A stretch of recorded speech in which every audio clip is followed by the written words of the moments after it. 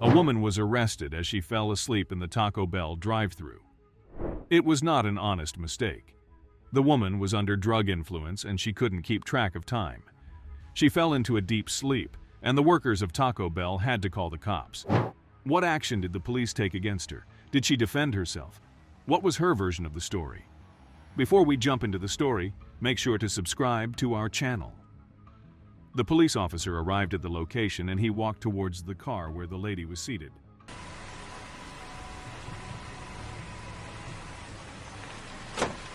You need to put your car in park. Okay.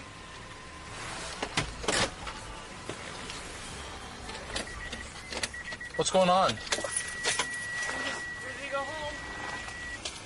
Okay, we're gonna be step outside the vehicle. Okay. Alright. Nope, you're stepping outside the vehicle. Okay. Alright. He knocked on the glass and asked her to get out.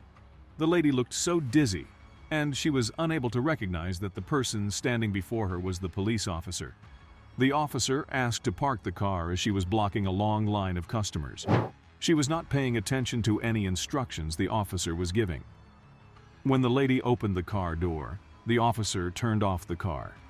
He then politely asked her to explain what was going on. The lady looked at him absurdly. When the officer again asked her to step out of the vehicle, she refused to do that, and as an excuse, she said that it was really cold out there. The officer became adamant and asked her sternly to step out of the vehicle once again. This time, the lady was compelled to obey the order of the police officer. When the lady stepped out of the vehicle, the officer informed her of the date and time. He then went on to inform her that she was being audio and video recorded. 2 officers joined them. 1 officer handcuffed the lady as she was being arrested.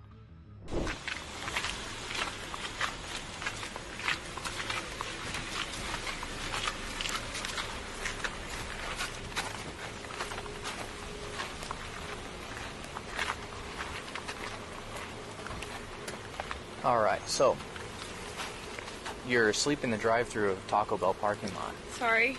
Can I help you with something? I'm so sorry. Can I get a jump? No, we can't. We're not allowed to, because... Okay, sorry, man. Oh. So tell me what's going on tonight. Honestly, I'm just tired. I want to go home. Okay. So Yeah. how much have you to drink tonight? Not very much. I Okay. went to pick my friends up from the bar, and I went in to give them a jump from home, and then I ended up staying for a little bit, and then I was hungry, and I went through the drive-thru. Okay. The other officer took her car keys to park the car safely. The officer who handcuffed the lady went on to search her car, whereas the recording officer informed the lady about her right to remain silent and her right to call her lawyer. The lady remained calm as the situation escalated. The officer then proceeded with the questions. Here the lady is asked about her intention. She replied that she was driving home and had a few drinks. She explained further how she landed here. She was asked to pick up her friends from a bar.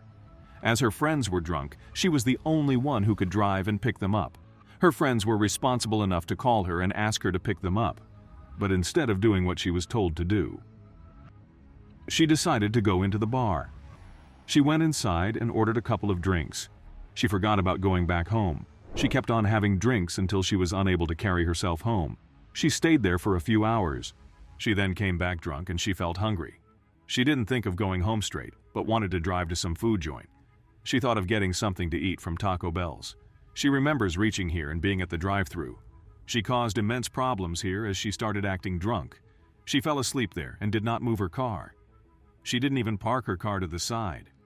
She fell asleep in the car completely drunk, and the staff had to call the police as their last resort, no matter how many times the staff asked her to move her car. She caused a huge queue and delayed service to many customers. Back to the current scenario, the police officer has no clue why she would park her car in Taco Bell for such long hours, in order to have a clear understanding about the whereabouts of the girl. He started asking her questions.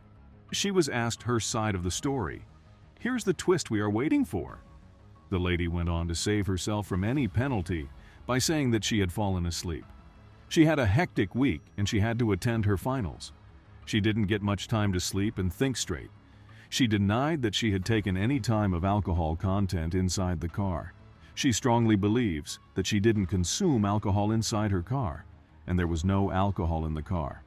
The cops informed her that they found a cup inside her car. She was amazed at what they said, more likely she was shocked. She took time to answer the question, as she never thought that the cops would check her car this soon. She knew that if the police officers came to know that she was consuming alcohol in the car, then she would be in more trouble. To avoid that, she said it was from a week before and the cup was not of today's. The officer thought that she would elaborate on her side of the story, but she remained silent and calm. She wanted to think more lies to cover up her story, but as she was heavily intoxicated, her brain was not working according to her commands and desires. The police officer didn't push her to answer any questions. As the lady was cooperating with the procedures, the police officers didn't ask her to answer again. They all remained calm. Suddenly, the lady broke into tears. She couldn't control her emotions. The reality of the situation hit her very hard. She knew that she got into trouble and there was no one to blame. One of the cops comforted her. This calmed her down, and she finally composed herself. The police officer asked whether she was ready for a voluntary sobriety test. She agreed to it. The police officer said that he would remove the handcuffs if she maintained her calmness. The voluntary sobriety test would be a line of tests she has to do to prove her sobriety. The walk and turn test was another test that the officer administered. Police officers perform this common sobriety test on the spot. If the police officer suspects that the subject may be under the influence of alcohol or drugs, this test will be administered. This 9-step test is carried out in an upright position. The police officer can now analyze the woman's movements and stability. She won't be able to move precisely if she has a high proportion of alcohol in her blood. It won't be possible for her to finish the exam. A fairly typical test to determine someone's stability is the single leg test. It aids in figuring out a person's level of balance and control. Horizontal gaze test is another test to check whether the person is intoxicated. To check whether she was sober, the officers asked her to go through all these tests on the spot. They even asked her to take a few steps without falling. She repeatedly started defending herself by saying to the police officers that she studied straight for 2 days. The police officers understood that she was under the influence. The police officer chose the 9-step test as the first test to be conducted. This is a continuous test. Do not stop once you start. You're going to count your steps out loud. Make sure you look at your feet. Okay? Keep your arms at your sides. I'm going to go and demonstrate for you taking 3 steps. Okay? 1, 2, 3. Plant your lead foot. You're going to take a series of small steps. 1, 2, 3. Okay. I took 3. You're going to take 9.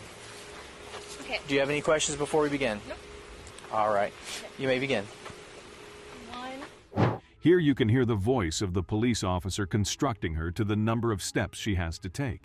Even though she looks focused, she was unable to perform well.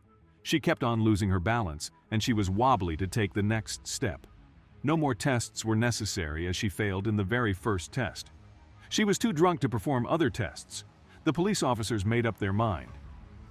There was nothing more they could do, other than taking her to the DUI center.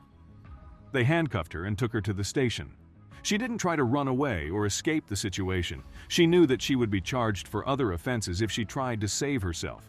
She shouldn't have gotten drunk and created a situation where the police officers had to come and get her. She behaved irresponsibly, and there was no information on what happened to her friends. She was found all alone inside the car. Her friends were not in the car or anywhere nearby. It's still unclear whether it's an excuse made up by her that she went to pick her friends up.